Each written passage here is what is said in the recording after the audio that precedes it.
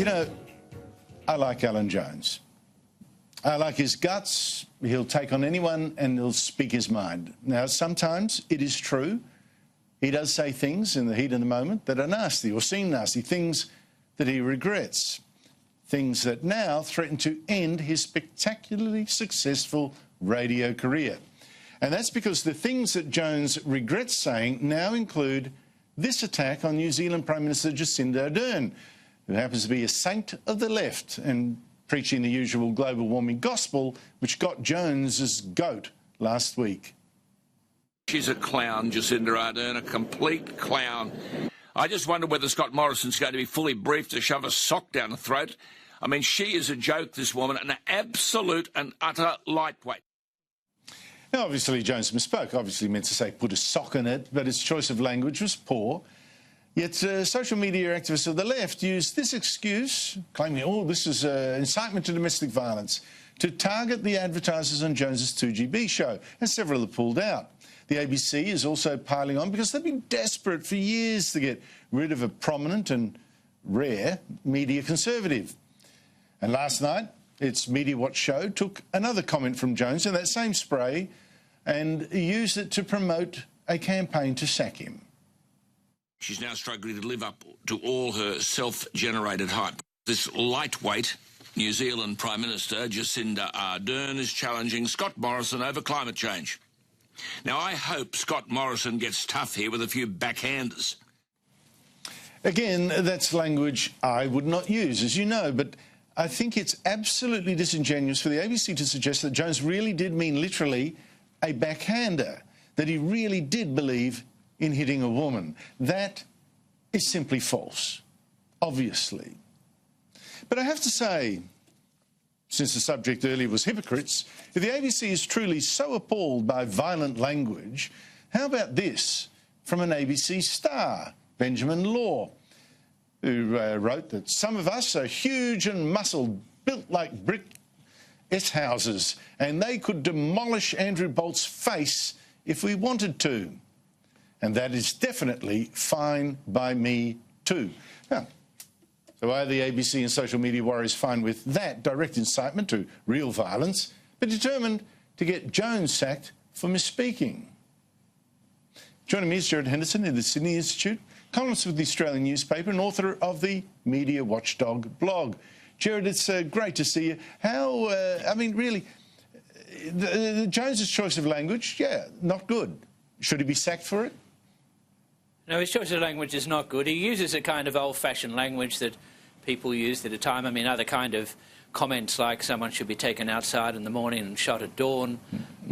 These were very sort of common points that were made, but they're really old-fashioned now, and it's unwise to make them in any context, and particularly in relation to someone like the Prime Minister of New Zealand. I think it was unfortunate that he made them, but he has admitted that he made a mistake and he has apologised. Now, I don't know what else he's supposed to do.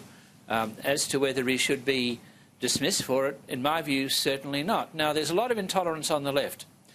I and you have criticised a lot of left-wingers on the ABC, but neither I nor you, as far as I'm aware, certainly I have never called for anyone to be dismissed as an employee of the ABC or removed as a panellist on the ABC, because I'm willing to concede that people make mistakes, and I'm willing to see that other people have got different views. But among the left now, there's a great intolerance, and there is a desire to drive anyone of a conservative disposition off the air, whether it's appearing on an ABC panel or whether it's someone appearing on 2GB or someone appearing on Sky News or anywhere else. And that's the intolerance of the left, and it's becoming increasingly apparent in recent years.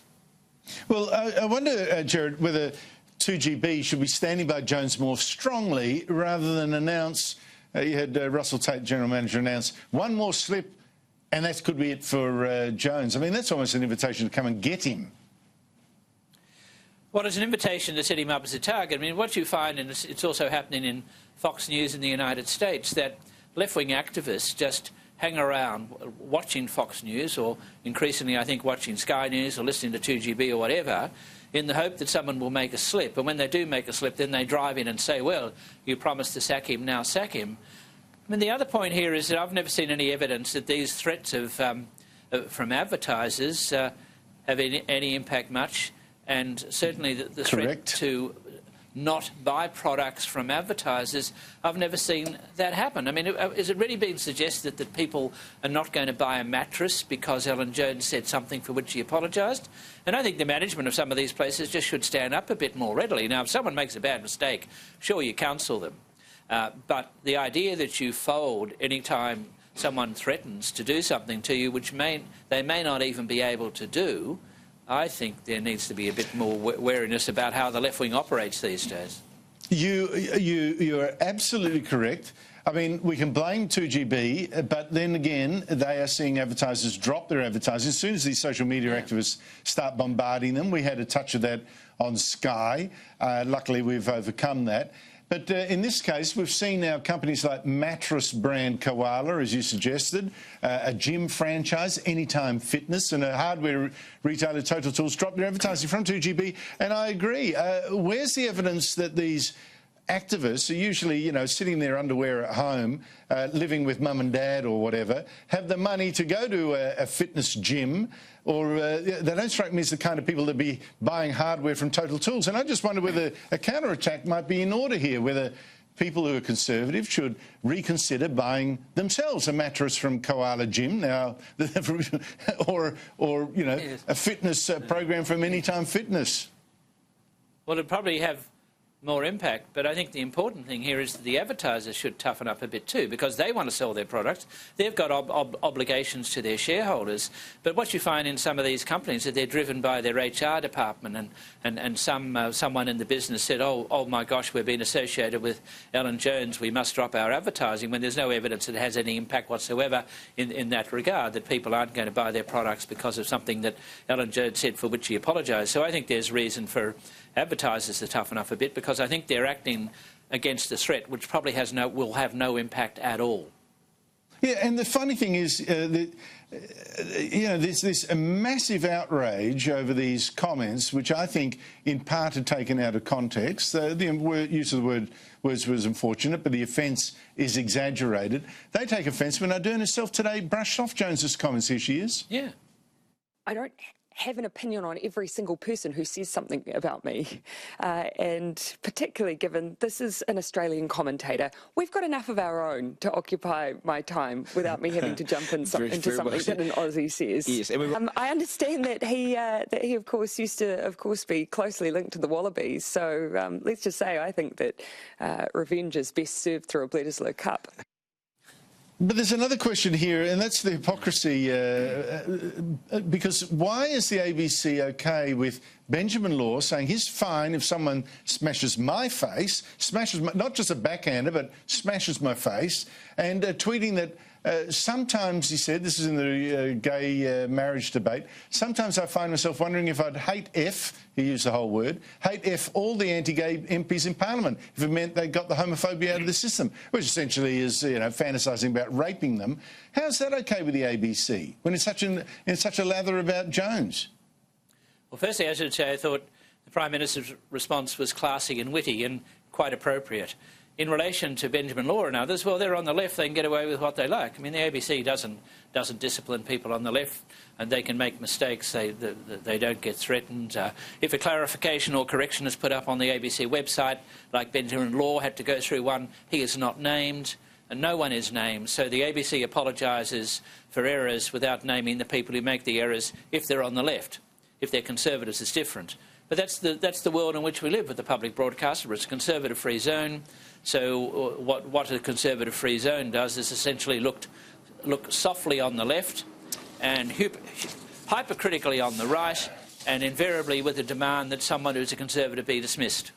And that's the world in which we live, and we just have to adapt to it. I should remind viewers who want to get a bit active in fighting back, avoid buying mattresses from Koala, avoid going to a gym run by Anytime Fitness, and do not buy tools from Total Tools. See, make them pay for not standing up for free speech. Gerard, I was very struck by a story today in The Guardian Australia that you alerted me to.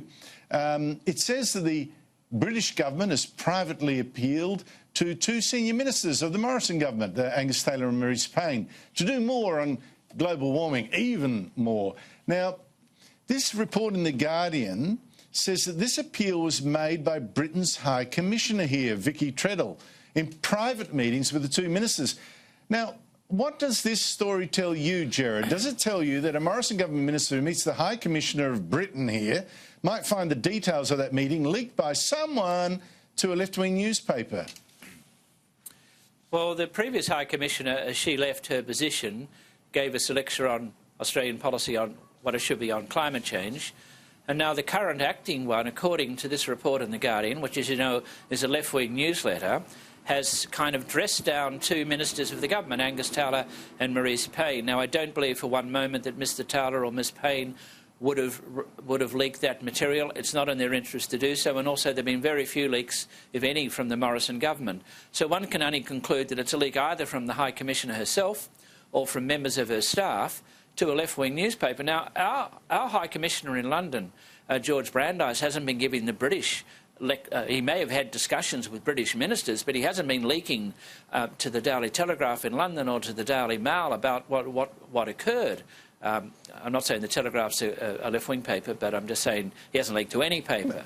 So I find this undiplomatic and unprofessional, and I would have thought if that's the case, you have to be pretty wary. If you're a cabinet minister or a minister or any influential figure in the Morrison government, you'd have to be pretty wary having any discussions with the British High Commissioner if your private discussions somehow or other are going to end up as a lead article in the left-wing Guardian newsletter. And I agree with you completely. You're being berated. You're being berated by someone of the ambassador, the level of ambassador or High Commissioner. And quite frankly, I think Britain's got enough problems of its own without its diplomats lecturing in Australia at the moment. I mean, they ought to have a look. It's just extraordinary stuff. The British High Commissioner's lecture gets in a left-wing newspaper that they know is a global warming extremist. So, you know, look what I told them kind of thing. It's just extraordinary. Anyway, Gerard Henderson... The Guardian is hostile to the Morrison government.